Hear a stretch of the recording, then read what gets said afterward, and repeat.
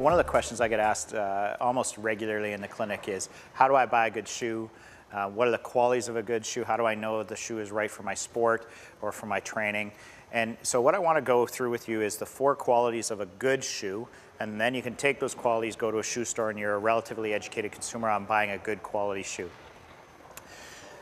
The first thing about shoes is to make sure that you have what's called a good solid heel cup. So in this shoe, there's a fiberglass insert in here that holds your heel still, and so when you impact the ground, it keeps your heel in the right position. Cheaper shoes are made with a cardboard insert that feels good for the first week or so, but you'll find it's quite soft, whereas good quality running shoes tend to have that solid heel cup in there that'll hold your heel in the right position.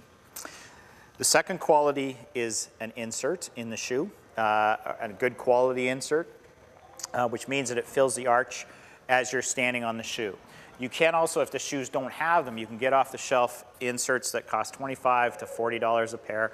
And what they do is you can actually slip these in the shoes to give you a good arch support in that position. The big thing is if you have flat feet, you don't need a big arch support, but if you have a high arch foot, you do need arch supports. And very few people actually need custom-made orthotics, but you need to make sure you have a good arch support in that shoe. The third part, or the third quality of a shoe, is making sure the toe flex is at the toes. So it's when your foot's in the shoe that your shoe actually bends where your foot bends. And you want to make sure of that so as you toe off, the shoe isn't cramping and pushing on your foot. Finally, the last thing is called torsional control. And the torsional control is the ability of the shoe to withstand torsion like this. So if I'm walking on uneven ground, it allows me to control my foot so that I don't twist my foot and it's not unstable. So it gives me a stable base.